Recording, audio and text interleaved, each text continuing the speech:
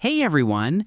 In today's video, I'll show you how to modify and partially close open trades on Dxtrade, step by step.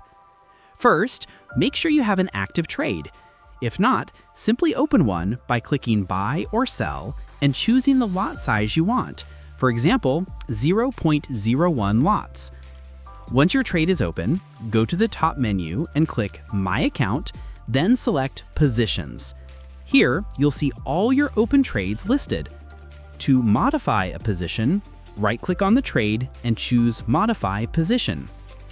This will open a window where you can adjust your stop loss, take profit, or other order details. After making your changes, click Modify, and your updates will be applied immediately.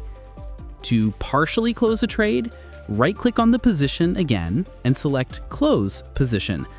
You'll see the total lot size of your trade. Use the minus button or type in how much you want to close.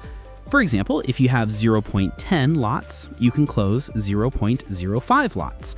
Then click Close Position, and that portion of your trade will be closed while the rest stays open.